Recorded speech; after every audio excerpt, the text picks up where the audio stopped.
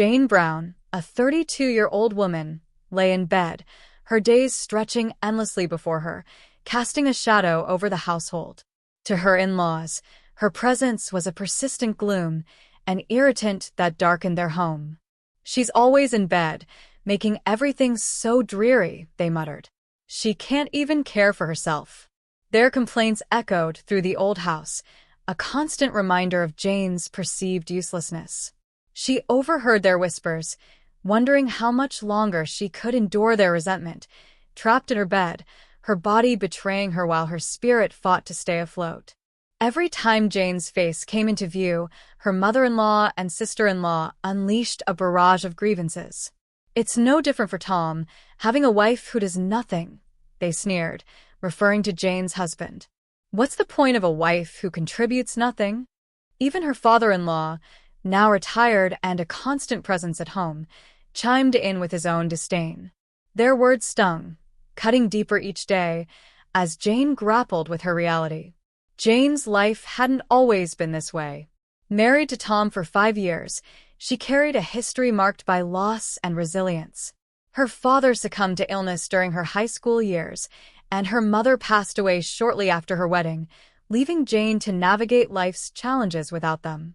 Yet, she had always found solace in her art. From childhood, drawing was her refuge, her dream to become a picture book artist a guiding star.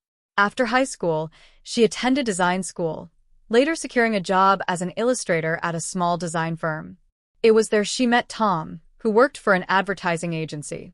He approached her to create a character for a campaign, and their connection blossomed. After 2 years of dating, they married, their love a beacon of hope.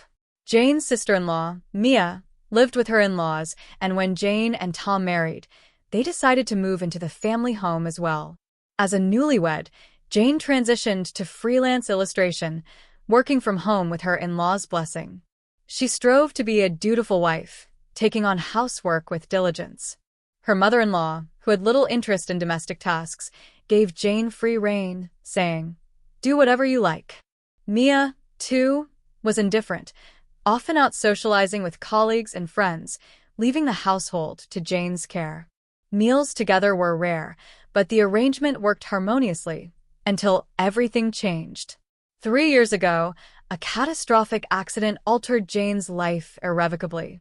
She fell down a flight of stairs at a train station, sustaining a severe spinal injury that left her paralyzed from the waist down. The shock was overwhelming, a cruel twist of fate that confined her to a bed or wheelchair. At first, her in-laws showed compassion, caring for her as she adjusted to her new reality. But they hadn't anticipated the permanence of her condition. Over time, their patience waned, replaced by frustration and resentment. 2 years ago, Mia married and moved out, a brief respite for Jane. But the absence of her sister-in-law only amplified her in-laws' irritation. "Now we're stuck with Jane, bedridden and useless," they grumbled. The family's old house, with its narrow doorways and cramped spaces, was ill-suited for a wheelchair, forcing Jane to remain in bed most of the time. Yet, she clung to a silver lining. Her upper body was unaffected, allowing her to continue her freelance illustration work. "It's a blessing," she told herself, grateful for the ability to earn a living despite her limitations. To manage her daily needs, Jane relied on a helper and a housekeeper, Susie, a kind 52-year-old widow who reminded Jane of her late mother. Susie's gentle care and quiet strength became Jane's lifeline, a stark contrast to the indifference of her family. Tom, once a supportive husband, had grown distant. His demanding job left little time for Jane, and when she sought his help, he dismissed her. "Taking care of you isn't a man's job," he'd say, his words cold and final. Jane's mother-in-law, never fond of housework, refused to assist with tasks like laundry or cleaning, citing her own burdens. Her father-in-law, retired at 65 and healthy, offered no help either. Regulations prevented the helper from providing domestic assistance when able-bodied family members were present, leaving Jane in a frustrating bind. For the first 2 years, her in-laws offered minimal help, but their efforts dwindled, leaving Jane to fend for herself. Desperate, Jane used her earnings to hire Susie, despite her in-laws' protests. What a waste of money, they scoffed. What extravagance. When Jane explained her need for clean clothes and basic care, they accused her of exploitation. Are you trying to burden me, your mother-in-law? Her mother-in-law snapped. Jane, feeling like a pest, insisted. I'll cover the cost myself. Susie's arrival brought relief, her kindness a balm to Jane's wounded spirit. But her in-laws saw an opportunity, demanding Susie take on their chores as well. You're a housekeeper, aren't you? They barked. Susie, unfazed, refused. That'll cost extra. Will you pay? She retorted, earning their scorn but Jane's quiet admiration. A year later, Mia returned. Her marriage dissolved after her husband's alleged infidelity.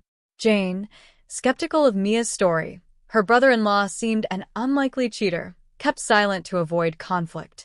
Mia quickly rejoined her parents' complaints, amplifying the household's hostility. Jane's a useless housekeeper, just like her useless job, she sneered, dismissing Jane's illustration work as silly doodles. The sarcasm was relentless, with Mia barging into Jane's room to mock her bedridden state. You're a hindrance, cramping our home, she spat. We only need Mia now. Exhausted by the constant barbs, Jane confronted Tom. Please ask your mother and Mia to be kinder. Their words hurt. His response was crushing. It's the truth, Jane. You can't do housework. You just sleep all day. Stung, Jane protested. I'm not sleeping. I'm working, doing my best to contribute. Tom scoffed. Working in bed? That's easy. You don't commute like I do. His dismissal silenced her, leaving Jane to face her family's disdain alone, with only Susie and her helper as allies in a house that felt increasingly like a prison. Jane Brown lay in her bed, the weight of her family's disapproval pressing down on her. Her husband, Tom, stood at the foot of the bed, his voice sharp with frustration. My family's fed up with you, Jane. You can't even take care of the house, even though you're my wife. No wonder they think you're useless. His words cut like a knife, each syllable a reminder of her physical limitations. Jane's heart sank, but she mustered the courage to respond. Do you really think that, Tom? His reply was cold, dismissive. Don't get so sensitive. Just deal with it. You can't survive if you worry about every little thing. His lack of empathy left her reeling, the sting of his indifference more painful than her paralyzed body. Jane's condition, the result of a devastating accident 3 years ago, had robbed her of mobility, but not her spirit.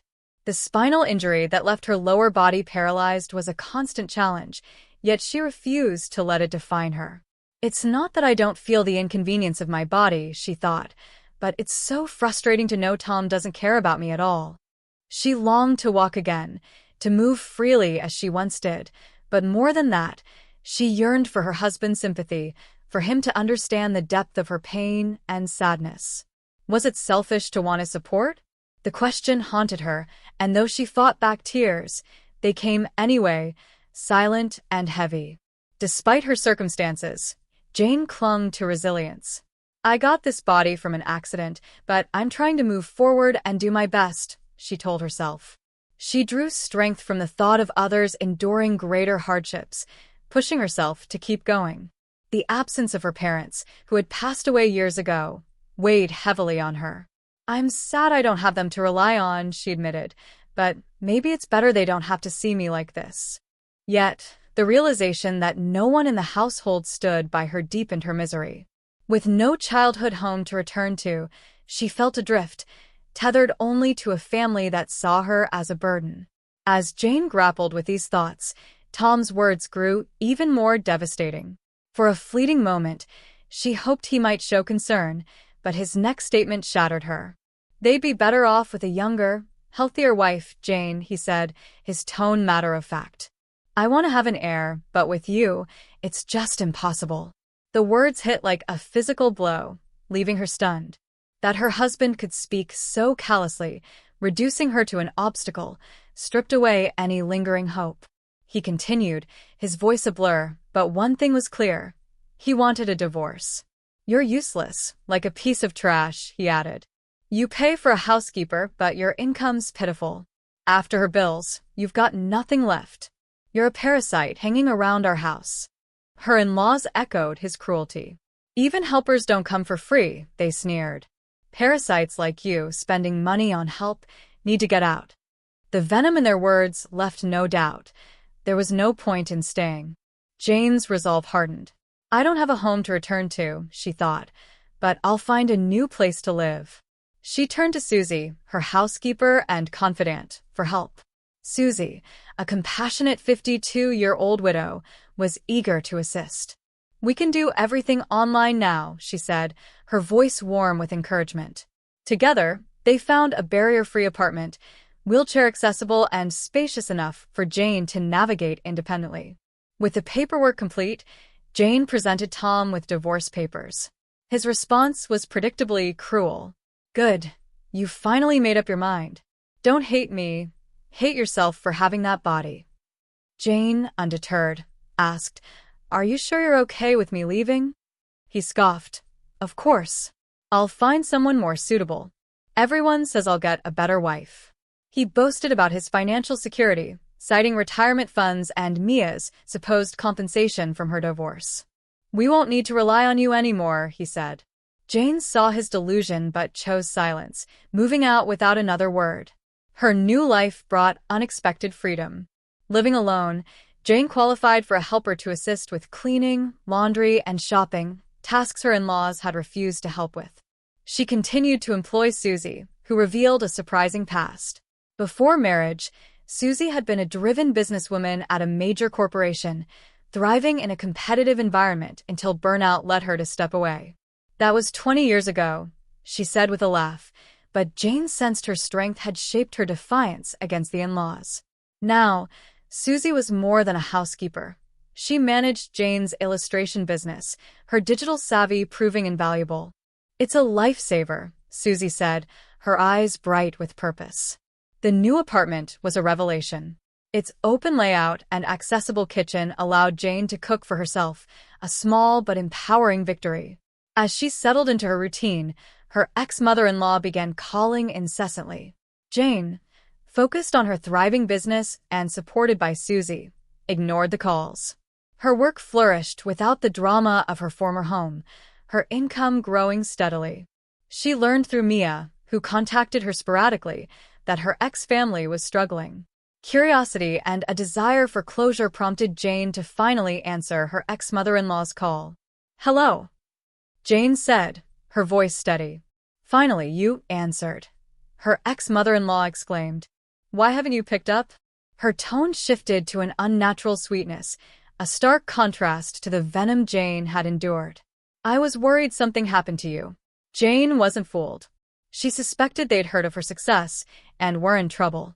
I'm grateful for your concern, Jane replied coolly, but I'm doing well. You don't need to worry. The older woman hesitated, then pressed. By the way, Tom still wants to live with you, like before. Jane's laugh was sharp. You call me a parasite, a piece of garbage. Now you want me back. Her ex-mother-in-law stammered. We were wrong to leave you, a physically disabled person alone. We'll take care of you now. Jane cut her off. I'm thriving. My helper handles chores, cleaning, laundry, shopping. Susie manages my business. I have no issues. The woman's voice grew desperate. Is it true you're earning more than Tom? They say you're making close to $15,000 a month. Jane's mind flashed to the past. Her income had once propped up the household, especially when Tom's company faltered and his pay was cut. Yet they dismissed her contributions, calling her work silly doodles. Now, her success was undeniable. Yes, Jane said simply, and I'm building a life I love. She hung up, the weight of her past lifting. With Susie by her side and a home that embraced her, Jane was no longer a burden. She was unstoppable. Jane Brown's life had transformed since her divorce, her freelance illustration business flourishing as her income steadily climbed. In the early days of her accident, when her in-laws and husband, Tom, had offered minimal help, Jane's earnings had quietly propped up the household. Tom's salary had taken a hit when his advertising company struggled, and Jane, ever the dutiful wife, offered to cover expenses. At first, Tom was apologetic, saying, "I'm sorry, Jane. We haven't told my parents about my pay cut. They'd worry." But as 3 years passed, he seemed to forget her contributions, taking her financial support for granted. When they divorced, Jane considered asking him to set aside his own salary but held back, fearing confrontation. Now, living independently, she reflected on how her silence had enabled their ingratitude. Jane also uncovered the truth about her sister-in-law, Mia's divorce. Contrary to Mia's claim that her husband cheated, his outreach to Jane revealed a different story. "Mia stole my money," he said bitterly, explaining that she'd fabricated the infidelity narrative to justify taking his assets. She claimed it was alimony, but "I'm suing to reclaim every cent and seeking compensation for her deceit." Shocked but not surprised, Jane realized Mia's return to the family home had been driven by her own failures, not victimhood. Determined to sever ties before her in-laws learned the truth, Jane had finalized her divorce just in time. A phone call from Kelly, her ex-mother-in-law, brought more revelations. Kelly's voice was laced with desperation as she spilled the family's secrets. Tom fell in love with a hostess from a bar and racked up debts, she confessed. Jane's heart sank, piecing together the puzzle. "So that's why he pushed for a divorce. To chase earnings?" she asked. Kelly sighed. He thought she'd support him, but they weren't even together. He was just a customer. Jane's mind reeled. "Did you know all this?" she pressed. Kelly admitted, "Yes, and I knew Tom's company was in trouble too." Furious, Jane demanded, "Why didn't you tell me?" Kelly's excuses were flimsy. Mia had eloped with an unfaithful boyfriend, only to be dumped, returning with more debts.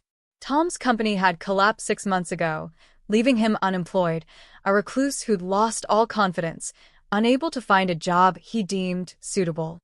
The family's financial ruin was complete. "The kids drained your father-in-law's retirement fund," Kelly admitted. "We're drowning in debts." She revealed they'd sold the old family house to cover Mia and Tom's liabilities, but its poor condition and undesirable location fetched little money. Now, the 4 adults, Kelly, her husband, Tom, and Mia, were crammed into a cramped, one-room apartment, scraping by on grueling part-time jobs. "We work morning to night," exhausted, Kelly sobbed. Then came the audacious plea. "If you come back, Jane, everything will be all right." Jane was stunned, the nerve of Kelly's request igniting a fire within her. After years of being called a parasite, a burden, they now saw her as their savior? "I don't understand," she said, her voice steady but incredulous. "You threw me out, treated me like garbage, and now you think I'll fix your mess?" Kelly's tears flowed freely, her voice trembling. "If I'd known Tom's company would go bankrupt, I wouldn't have let you divorce. It's about the money, Jane. Mia's too lazy to work. She's become a couch potato, gaining weight, doing nothing. We need you." The hypocrisy was staggering. Jane marveled at how quickly their attitudes had shifted, their desperation laid bare in just a year. Tom, once arrogant, had been blindsided by his company's collapse, his carelessness catching up with him. Kelly's regret was hollow, rooted not in remorse, but in self-interest. "You only care about yourselves," Jane thought, her resolve hardening. Kelly's accusations turned bitter. "It's your fault, Jane. If you'd answered my calls before we sold the house, we wouldn't be in this mess. You lived there too. You must have some attachment to it, right? You would have helped us."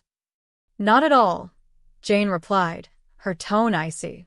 The idea that she owed them anything after their cruelty was absurd. Kelly's self-centeredness was laid bare, and Jane felt a surge of relief for ignoring those earlier calls.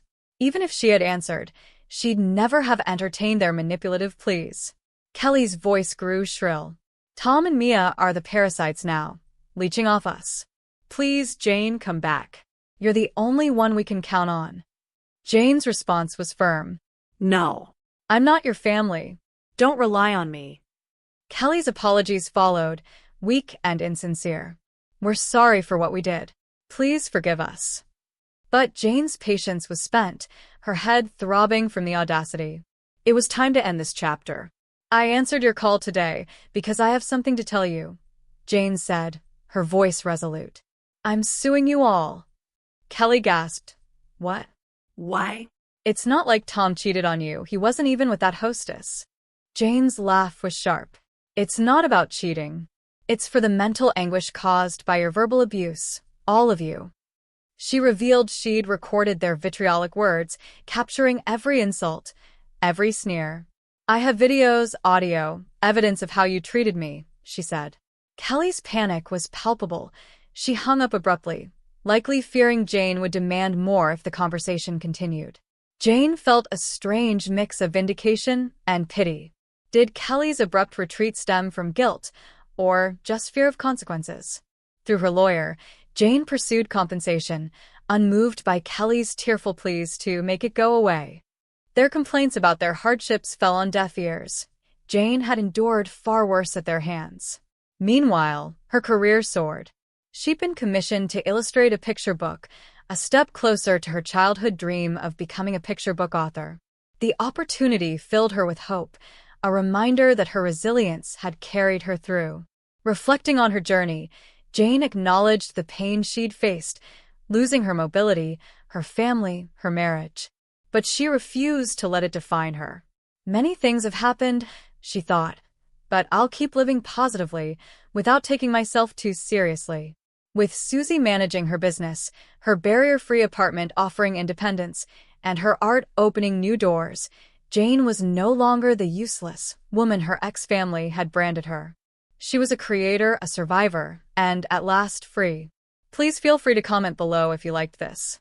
Remember to like and subscribe for more.